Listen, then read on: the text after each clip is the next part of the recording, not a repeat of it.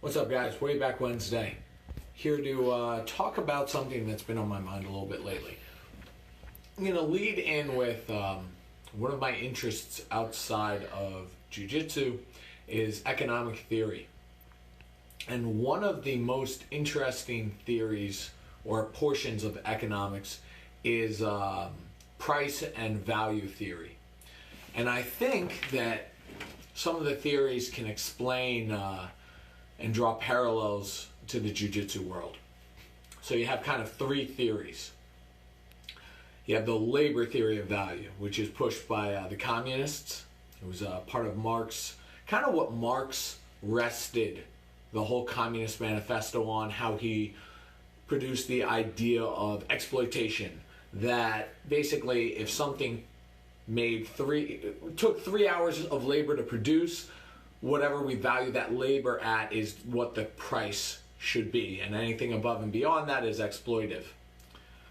Then there was now that's flawed for a myriad of reasons. Just because something may not take that long to produce or that many man hours, we know that it can still carry a very high price tag. It doesn't explain, simply the labor involved doesn't explain the price. Also, two things could be used at the same amount of labor intensity, but could have completely different values.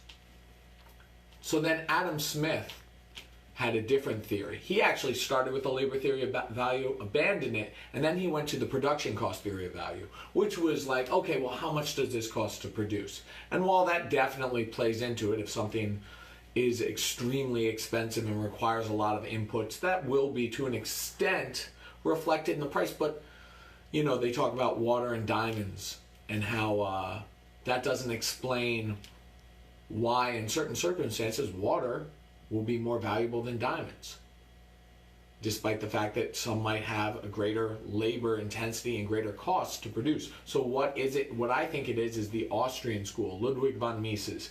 He came up with this theory that I really like, which is, in some ways, some people almost call it a cop-out, but it's the subjective theory of value, which means that value depends on your wants, needs, and desires. What one person values and wants and needs is not what someone else values and wants and needs. So value is subjective. You see this a lot. The best example is in art. You could have an abstract art where Jackson Pollock to some people looks like just a bunch of nothing, just a bunch of garbage spilled out all over everywhere. Whereas to someone else, that is a priceless artifact of expression. And that's subjective.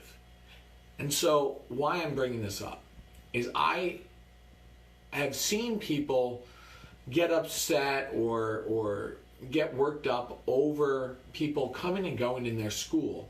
And it's because they don't understand that there is a subjective theory of value in a martial arts school. And I'm going to be talking largely about jiu-jitsu, but this applies across all martial arts. So what do I mean?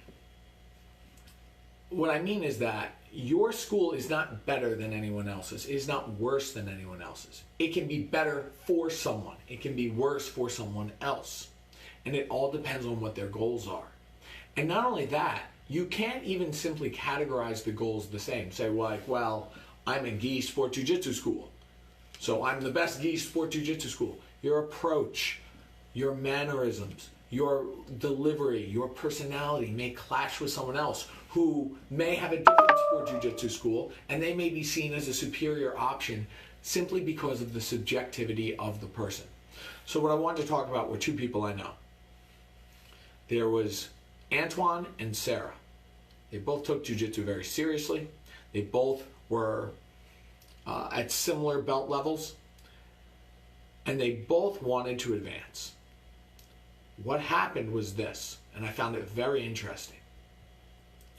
Sarah was at a school, and she ends up leaving this school and going to Antoine's school. I found out about this. I was friends with the owners of both schools. I said, well, why are you doing that? And she said, well, listen, Antoine's school, and Antoine was not the owner, he just trained there. That school, the instructor takes it so much more seriously. The instructor is more driven. the classes are more tailored to what I need, because I need to advance and I need someone that takes it seriously and I want to compete and I need someone that prioritizes that. I'm not getting that at my school, but at Antoine's school I'm getting that. I said, oh wow, okay, I thought that they were comparable, but I see that. Good luck in Antoine's school. He goes, yes. Fast forward, a couple weeks later, Antoine goes to me, he goes, you know, I went to Sarah's school. Sarah's old school. I go, why? And he literally verbatim lists the reasons for leaving his school and going to Sarah's school.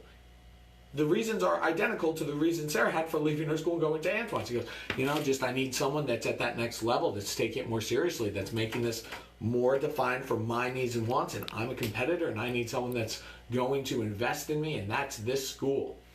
So sometimes this could be a grass is always greener situation, or it could be that there were two people with two seemingly similar wants, needs, and desires, but two different subjective perspectives of looking at it. And then, you know, business-wise, it's a wash, but neither one of these instructors could get worked up and say, oh, what am I doing wrong? What are they doing right? Not necessarily anything.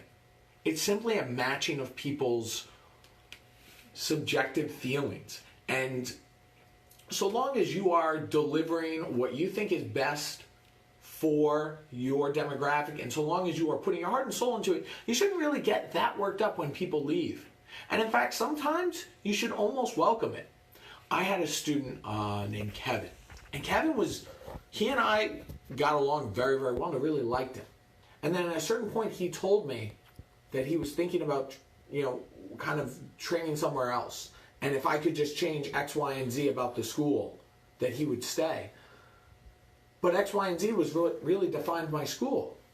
And I said, okay, so like for his example, he wanted more like IBJJF centered training, and he wanted some of the more exotic gi techniques, which has never been my specialty.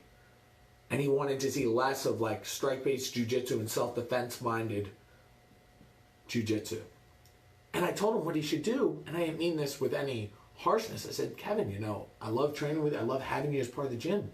But if that's what you want, you should go to this gym. And like, he almost was relieved because that was what he wanted. And so me saying that kind of took the burden off of him. And a lot of people will do anything to keep, no, you can't let the competition win. You can't let him go. I gotta say, within a week or two, I had a student, Larry, that ended up joining with me. And he was at an IBJJF centered gi school. And he was like, man, I just really want to learn how to use my jiu-jitsu in a real fight, and I want something that's more self-defense and strike-based oriented. And I was like, that's perfect. And he felt bad because his instructor actually harbored some resentment over him leaving. And it's an unfortunate thing. And it's something that's going to get you worked up. And it's funny, even from the outside looking in at like some of the bigger, more notable schools. I can remember when Marcelo Garcia opened up in New York City, a lot of people were fleeing their old schools to go into Marcelo's. And because Marcelo, and first off, Marcelo, all the schools in the city are absolutely phenomenal. The number of world champions there, it's ridiculous. But subjectively at that point, Marcelo seemed like the gold standard. And what's funny now is, not that people are not still going to Marcelo's and it's not a packed mat, but probably the guru now that is seen as the most notable is Danaher. And he's at Renzo Gracie's, which is where a lot of the people were leaving. They were flooding out. And it's funny because sometimes it'll be competition results, but the competition results change all the time. Marcelo Garcia got the better of Renzo Gracie when they went, whereas Gary Tonin got the better of some of, the guys that were the top Marcelo guys, like Dylan Dennis. And guess what? It won't be long before someone from Marcelo's gets the better of someone at Renzo, someone at Renzo's gets the better of Marcelo's.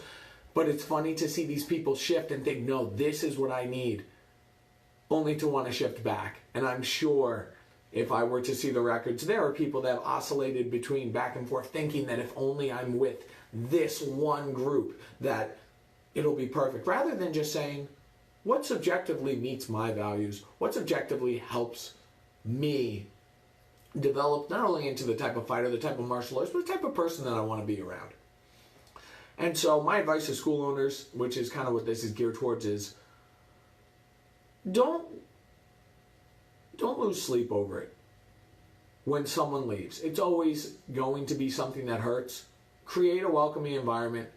Make sure that you are taking, if there is a legitimate criticism, a problem that's in your gym, make sure you take it seriously. But if someone just thinks that a different gym suits them, don't worry about it. Because the world is round and it's going to come around the other way, as long as you're creating a good environment. So hopefully, if you didn't pick up anything I was saying about, or agree with anything I was saying about jiu-jitsu, hopefully at the very least, you learned something about Austrian economics. Way back Wednesday.